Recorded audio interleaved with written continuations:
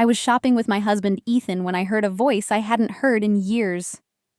"Wait, is that you, Tiana?" The voice was high and sharp. I turned slowly and saw a woman waving at me with a huge smile. It was my sister Jody, and next to her stood Mike, my ex-fiancé. I froze for a second. They walked toward us like it was a happy reunion. Jody laughed and said, "Long time no see. We live nearby now, in that tall condo near the station." She then looked at Ethan's simple clothes and said, "Wow. Compared to us, you two look kind of poor." I gripped the cart tightly, already feeling old anger bubbling up. Before I could say a word, Ethan calmly said, "That high-rise? Between the mall and the station? That's actually mine." Jody blinked fast, clearly confused. "What do you mean?" Ethan explained. "We owned that land for a while and built the condo on it. It sold out fast. The taxes are awful now." He wasn't bragging. He just said it like it was no big deal. Mike didn't say a word. Jody's smile faded. Then Ethan looked at both of them and added, "Why don't you come visit our place?" We live close. I looked at him, surprised, but he was serious. As soon as we got into the car, Ethan picked up his phone and called his mom. "It's me, I've got them. Time to move forward with the plan," he said. I turned and stared at him. What plan? He just smiled and kept driving. "My name is Tiana. I'm a stay-at-home mom with 2 kids, living on a big farm. Life is peaceful now, but it wasn't always this way. Before Ethan, I felt like I was always being left behind, especially by Jody. She was my older sister and the favorite in our family. I was always second place. Growing up, Jody was beautiful, smart, and confident. Everyone loved her. I was the plain one, always in her shadow. Our mom dressed her up in new clothes while I got her old ones. I remember being laughed at in school for my strange clothes. They were too bright, too fancy. Nothing really fit right. I never told anyone that I had no other option. Even my dad used to sigh and say, "Why can't you be more like Jody?" I studied hard, hoping to earn praise, but it never came. No matter how much I tried, Jody was always better. When Jody wanted to go to a private high school, my parents made it happen. But when it was my turn, they told me, "You'll go to public school. That's enough." Later, she went to college in Boston. Again, they found a way. I was told to get a job and help the family, so I did. I worked at a rural farming co-op. It was quiet, plain, and steady. Nothing fancy, but it was a stable job. I tried not to complain. I told myself that this was my life, and maybe I could still find happiness somewhere in it. Things started to change when I met Mike. He was a salesperson from one of our client companies. We met at a party and hit it off quickly. Before long, we were dating. He seemed caring and kind. Within a year, he proposed. I thought I finally had something special for once, something that wasn't handed to Jody first. We planned our wedding together. I was excited, but then Jody came back home saying she quit her job. My parents welcomed her with open arms like always, and when she heard about my wedding, she suddenly wanted to meet Mike. I told her she didn't need to, but she just smiled and yanked my hair. "You'll listen to me," she snapped. She came with us to the wedding meeting. That day, Mike seemed distracted, quiet. I didn't know why. Days later, Jody told me directly, "Mike is mine now." I was shocked. I didn't want to believe it. But then my parents said something that crushed me.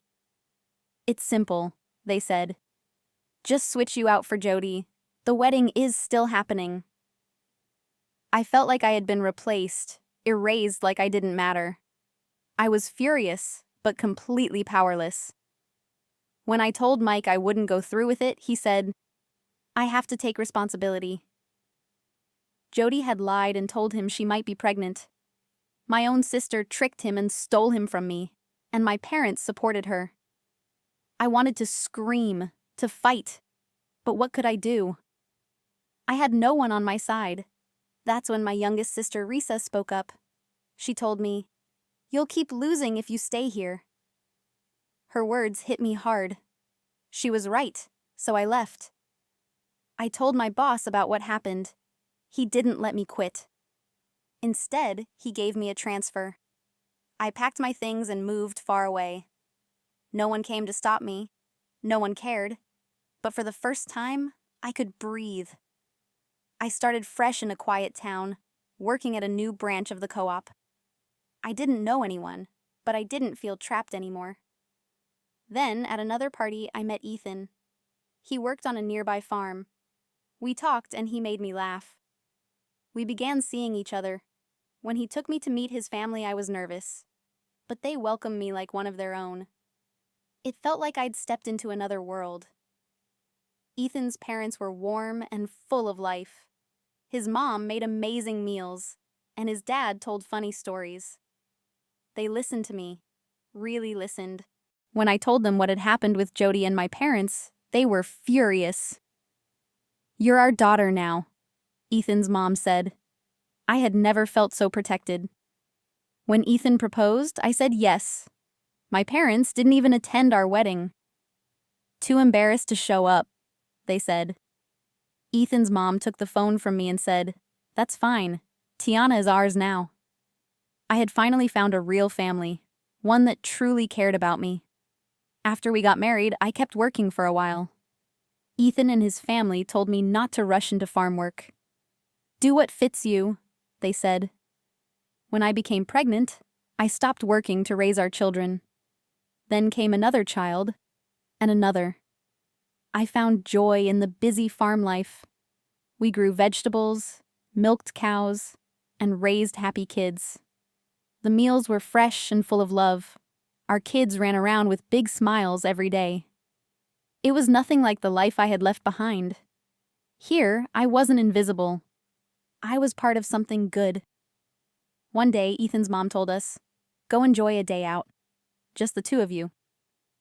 So we went shopping at the mall. As we walked through the aisles, filling our cart, I heard it again. That same voice. "Tiana?"